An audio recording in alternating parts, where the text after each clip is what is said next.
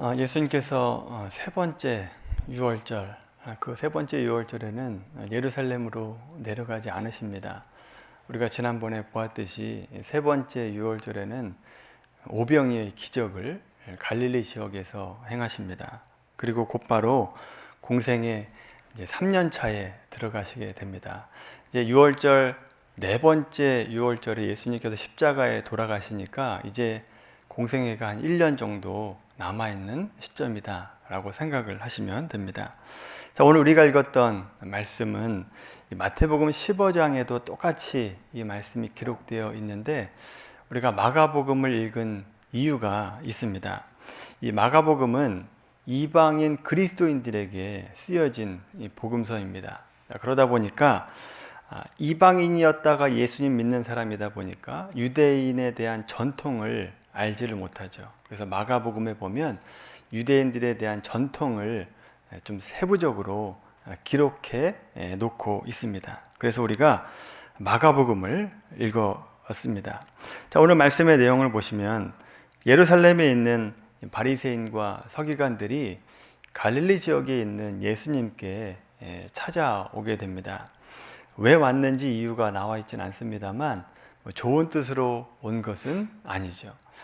이 바리새인과 서기관들은 예수님의 공생에 얼마 안 있다가부터 벌써 반감을 갖기 시작했고 예수님을 어떻게 해서든지 잡아 죽이려고 하는 마음을 갖고 있었기 때문에 좋은 뜻으로 온 것은 절대 아닙니다. 그렇게 따라다니다가 마침 예수님의 제자 중에 몇 사람이 찢지 않은 손으로 떡을 먹는 광경을 보게 됩니다. 손을 씻고 음식을 먹든지 안 씻고 먹든지 간에 이방인들에게는 사실은 그렇게 중요한 일이 아닙니다. 그런데 바리새인들에게는 문제가 됩니다.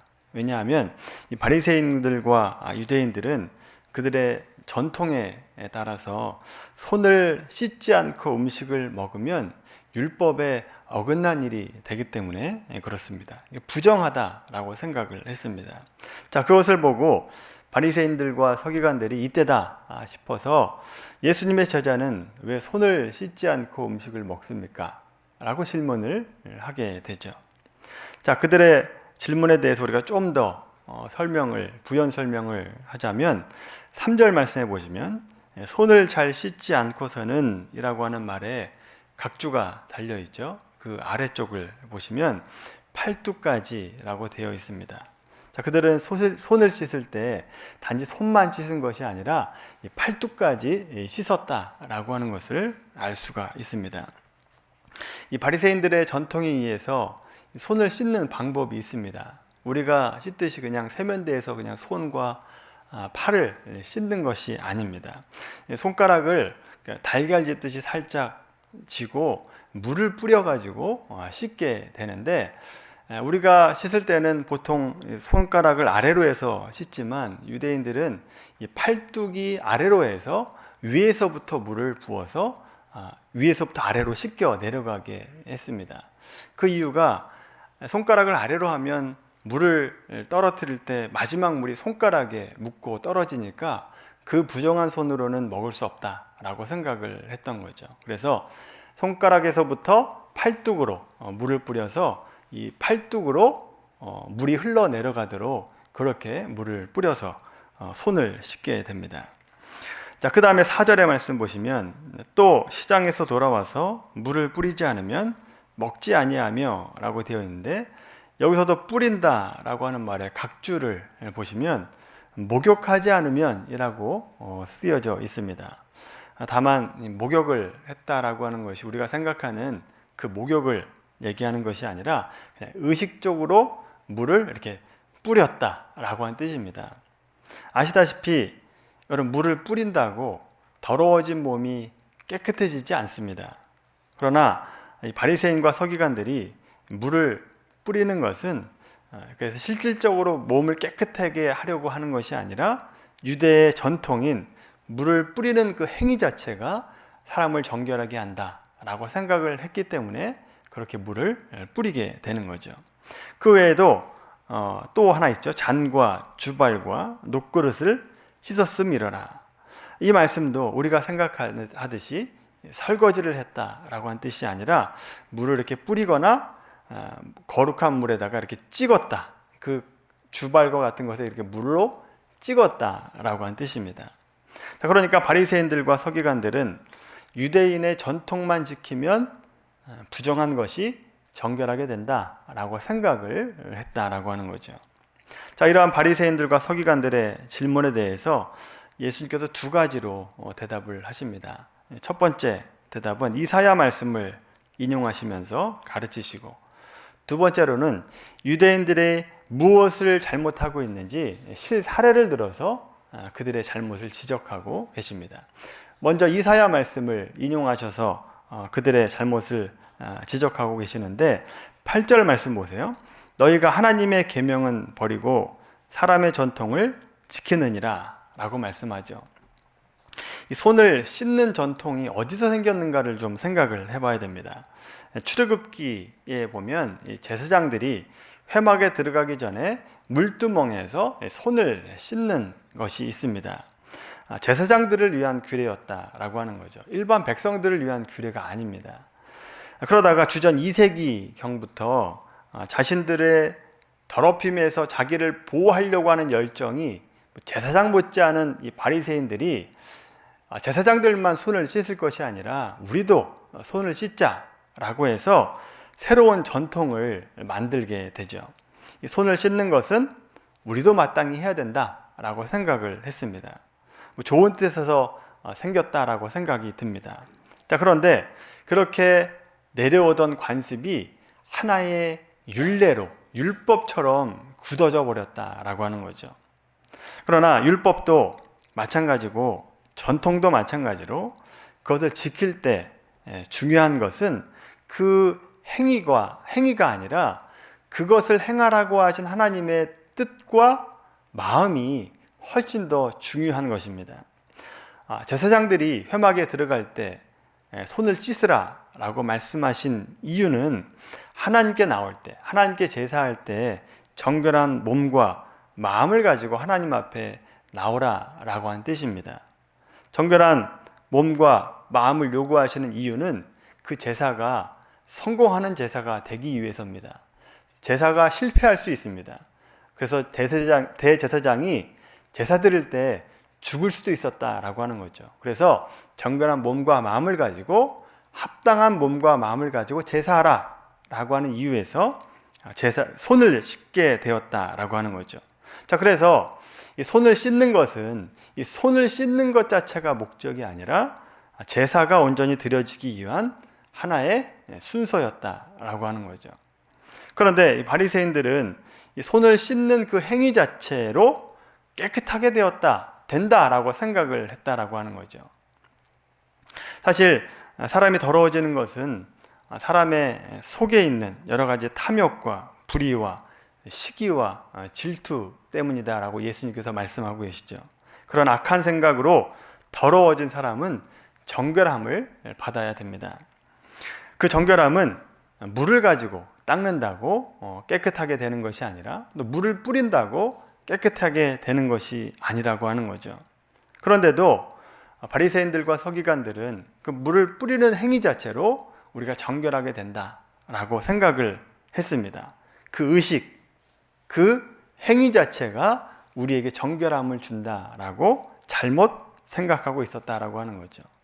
형식을 넘어서 형식주의로 가게 되었다라고 하는 겁니다. 형식은 나쁜 것이 아닙니다. 그런데 형식주의가 나쁘게 되는 거죠. 그 형식만 지키면 우리가 정결하게 된다라고 하는 생각은 잘못된 생각입니다. 그래서 예수님의 말씀은 너희가 전통을 지키면서 정작 하나님의 계명은 버리고 있다라고 말씀하고 계시죠.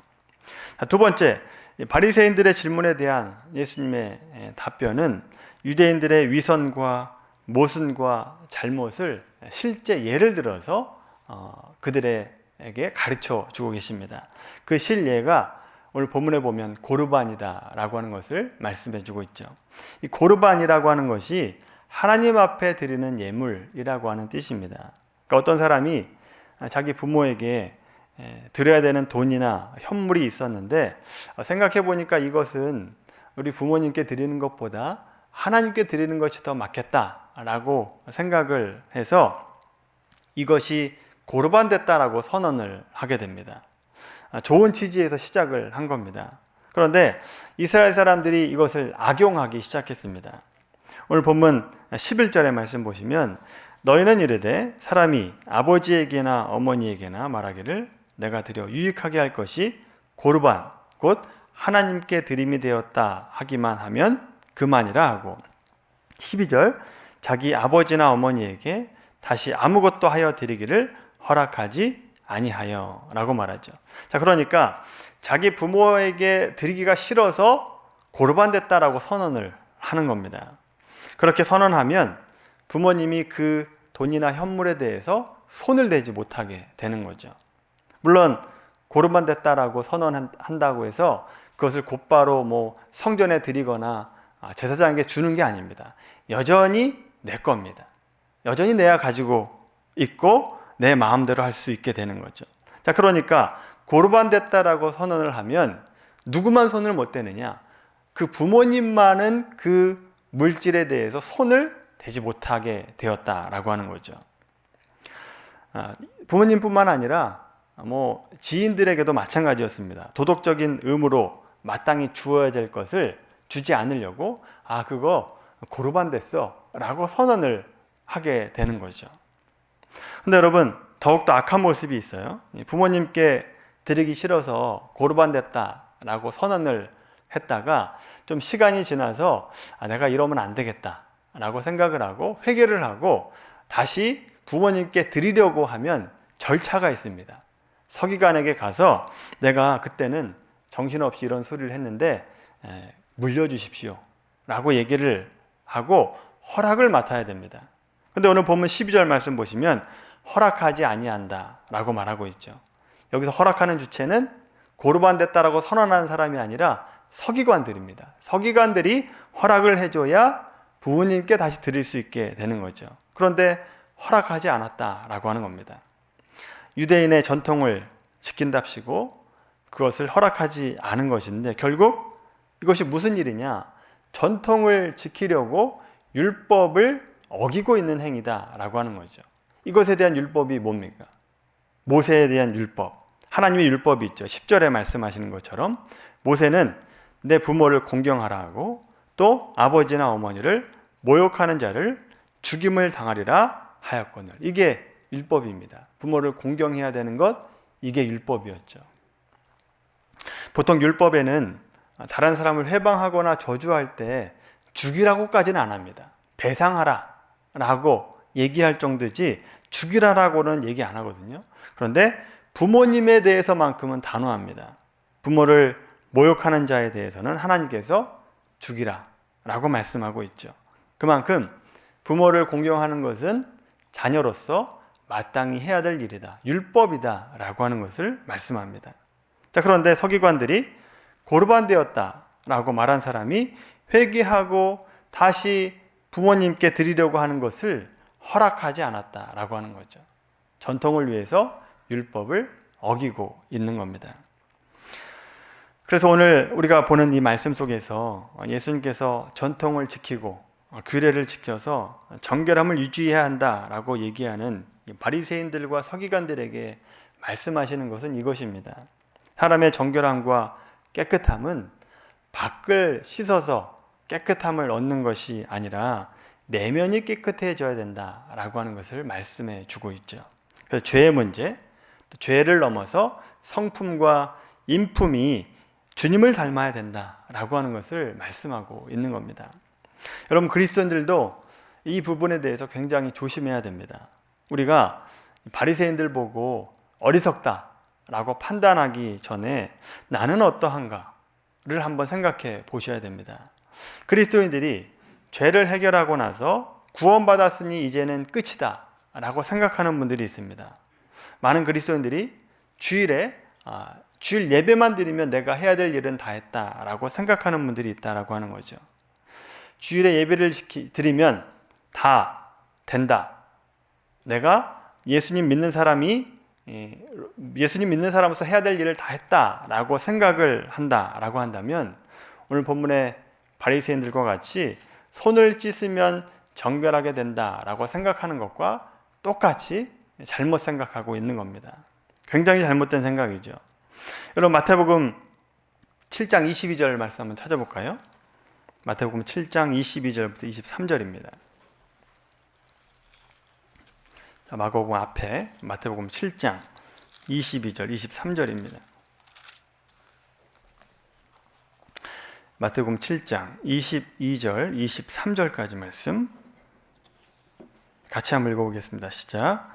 그날에 많은 사람이 나더러 이르되 주여 주여 우리가 주의 이름으로 선지자 노릇하며 주의 이름으로 귀신을 쫓아내며 주의 이름으로 많은 권능을 행하지 아니하였나이까 하리니 그때 내가 그들에게 밝히 말하되 내가 너희를 도무지 알지 못하니 불법을 행하는 자들아 내게서 떠나가라 하리라.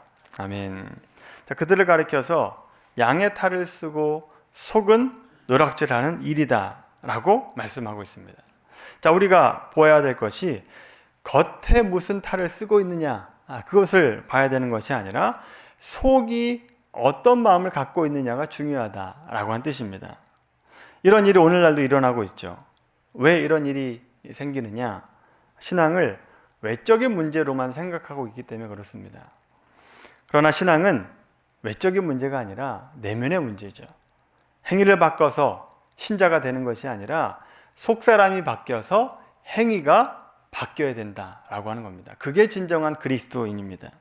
그래서 우리가 선지자 노릇을 했느냐, 귀신을 쫓아냈느냐의 문제가 아니라 정말 거듭났느냐의 문제입니다. 그 영혼 가운데 성령이 들어가 있느냐, 그것을 물어봐야 된다라고 하는 거죠. 따라서 우리는 예수님께서 강조하셨던 너의 마음, 너의 영혼, 너의 속사람이 예수 그리스도의 보혈로 씻겼는가를 보라라고 하는 겁니다. 예수님께서 즐겨 사용하셨던 당시 유대인들을 신랄하게 꾸짖었던 대표적인 표현, 회칠한 무덤 아닙니까? 유대인들 바리새인과 서기관들을 보고 회칠한 무덤이다 라고 불렀습니다. 회칠한 무덤을 보면 얼마나 겉에서 보면 반듯반듯합니까? 멋있어 보이죠. 근데 땅을 파면 시체가 썩고 있습니다. 얼마나 신랄한 비판이고 경고입니까? 그렇다면 우리의 신앙이 구체적으로 그럼 무엇으로 점검해야 되는가? 내 속사람이 바뀌고 내가 정말 성령의 인도함을 받고 있는가 아닌가를 무엇으로 점검할 수 있는가? 우리 갈라디아서 5장 말씀 한번 찾아보겠습니다. 갈라디아서 5장 16절부터 23절까지 말씀입니다. 신약성경 308페이지입니다. 신약성경 308페이지 갈라디아서 5장 16절부터 23절까지 말씀입니다. 자, 이 말씀을 보면 우리의 신앙을 점검할 수 있도록 이 말씀을 주신 거예요. 갈라디아서 5장 16절부터 23절까지 말씀 같이 읽겠습니다. 시작. 내가 이르노니 너희는 성령을 따라 행하라. 그리하면 육체의 욕심을 이루지 아니하리라. 육체의 소욕은 성령을 거스리고 성령은 육체를 거스르나니 이 둘이 서로 대적하므로 너희가 원하는 것을 하지 못하게 하려 함이니라. 너희가 만일 성령의 인도하시는 바가 되면 율법 아래 있지 아니하리라. 육체의 일은 분명하니 곧 음행과 더러운 것과 호색과 우상 숭배와 주술과 원수 맺는 것과 분쟁과 시기와 분냄과 당짓는 것과 분열함과 이단과 투기와 술 취함과 방탕함과 또 그와 같은 것들이라. 전에 너희에게 경계한 것 같이 경계하노니 이런 일을 하는 자들은 하나님의 나라를 유업으로 받지 못할 것이요 오직 성령의 열매는 사랑과 희락과 화평과 오래 참음과 자비와 양성과 충성과 온유와 절제니 이 같은 것을 금지할 법이 없느니라. 아멘. 여러분 여기 23절, 22절, 23절에 등장하는 이 성령의 열매는 그리스도인이다 라고 한다면 이런 열매를 맺어야 된다 라고 한 뜻으로 준 게 아니에요. 그리스도인이 이런 열매를 맺어야 된다라고 하는 말씀으로 주신 것이 아니라 신자면 마땅히 이 열매가 있어야 된다라고 한 뜻입니다. 반대로 얘기하면 이걸 좀만 달리 해석하면 내가 이런 열매를 맺고 있으면 성령을 따라 행하는 것이고 이런 열매가 없으면 성령을 따라 행하지 않는 것이다 라고 해석을 하는 겁니다. 열매는 그 나무의 나무된 표입니다. 그 열매를 보면 그 나무가 어떤 나무인지를 알게 되는 거죠. 따라서 우리가 내가 선한 뜻을 가지고 했으니까 괜찮겠지, 좋은 의도로 했으니까 잘했겠지 라고 생각하기 전에 내가 옳은 일을 할 때, 열심을 냈을 때 그 나오는 열매가 어떤 열매인지를 보라라고 하는 겁니다. 어떤 열매인지를 봐야 됩니다. 예를 들어서 빌립보서 2장 1절에도 보시면 그리스도 안에서 무슨 위로나 권면이나 긍휼이나 자비를 베풀 때 조심해라 라고 하는 말씀이 있어요. 여러분 여기 보면 긍휼이나 위로나 권면이나 자비 얼마나 좋은 겁니까? 얼마나 선한 겁니까? 하나님께서 얼마나 기뻐하시는 겁니까? 그런데 그런 일을 할 때 뭐 하라고요? 조심하라고요. 그런 일을 할 때 조심하라 라고 말씀합니다. 왜 조심하라 그래요? 우리는 어떤 선한 일을 하면 내가 할 일 다 했다라고 생각을 합니다. 좋은 의도를 가지고 있으니까 내가 할 일은 다 했다라고 생각을 한다라고 하는 거죠. 그러나 그런 선한 일을 할 때 조심하라는 겁니다. 우리가 선한 일을 해도 그 결과가 나쁠 수 있기 때문에 그렇습니다. 그래서 우리가 어떤 선한 일을 할 때 그 결과가 성령의 열매이냐 아니면 육신의 수욕이냐 육신의 열매인가를 보라고 하는 겁니다. 우리가 얼마나 자주 좋은 뜻과 좋은 의도를 가지고 했는데 악한 열매를 맺는 때가 얼마나 많은지 모릅니다. 좋은 의도, 선한 뜻인데 분쟁이 나고 다툼이 일어나고 당파가 만들어진 경우가 얼마나 많은지 몰라요. 그것은 성령을 따라 행한 것이 아니기 때문에 그렇습니다.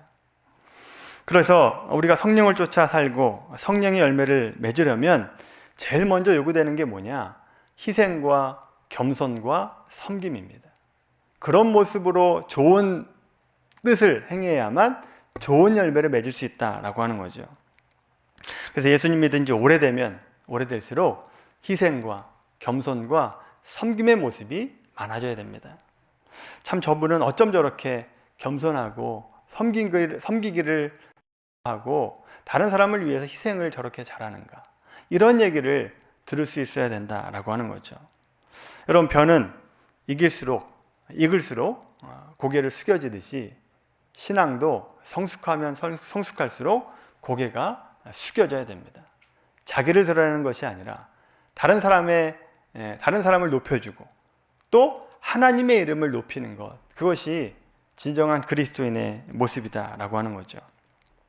여러분 우리가 의도적으로 이것을 안 하면 우리 본성이 없는 거기 때문에 조금만 방심하면 내 안에서 자랑이 나오고 나는 너와 다르다라고 하는 우월감에 빠질 수 있게 되는 겁니다. 그래서 성경이 우리에게 조심하라 라고 가르치고 있는 거죠.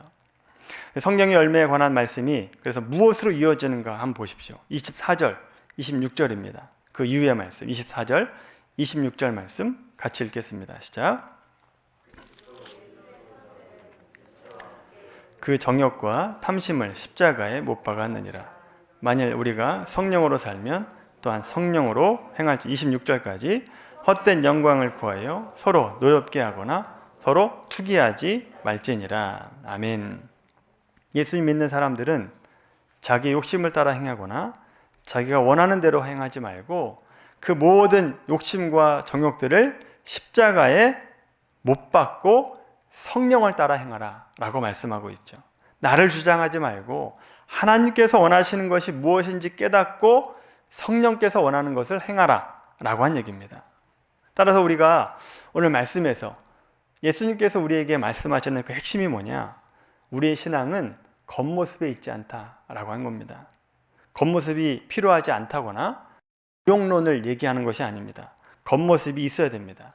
경건의 모양과 형식이 있어야죠. 그러나 경건의 모양과 형식이 경건의 능력으로 나타나려면 우리 속사람이 바뀌어야 된다는 겁니다. 너의 속사람이 성령께서 주장하시는 속사람이 되어야 된다라고 한 얘기입니다. 그래야 경건의 모양이 경건의 능력으로 나타날 수 있다라고 하는 거죠. 그래서 여러분, 우리가 다음 주에는 칠병이어의 기적을 통해서 은혜 받은 자는 어떻게 살아가야 되는가에 대해서 우리가 함께 나눌 텐데, 오늘 말씀을 통해서 무엇보다도 우리 자신을 한번 점검해 봐야 됩니다. 나는 내 속사람이 바뀌어 있는가? 내가 예수를 영접하고 정말 경건의 모양만 갖춘 것이 아니라 경건의 능력까지도 갖추고 있는가 돌아보셔야 됩니다. 내가 하는 그 일들을 통해서 성령의 열매를 맺고 있는가? 우리의 삶을 돌아보게 되기를 바랍니다. 아직까지 내가 말과 행동을 통해서 성령의 열매를 맺고 있지 못한다라고 한다면, 여러분, 이번 한 주 이렇게 기도하시면서 한 주를 살아가게 되길 바랍니다. 하나님, 내 말과 내 행동을 통해서 성령의 열매를 맺게 해 주시옵소서. 사랑과 희락과 화평과 오래 참음과 자비와 양성과 충성과 온유와 절제, 이 9가지 열매 가운데 다 맺으려고 하지 말고 단 한 가지만, 하나님, 내가 이 한 가지만 내가 이번 한 주 동안 실천해 보고 내 삶 가운데 열매를 맺게 하여 주시옵소서. 그렇게 간절히 기도하시고 이번 한 주간 그 열매 중에 단 하나, 9가지 다 얘기하는 거 아닙니다. 단 하나 내 삶 가운데 그 열매 맺는 삶이 되게 하여 주시옵소서. 그렇게 기도하고 살아가는 우리 모두가 되기를 예수님의 이름으로 간절히 축원합니다.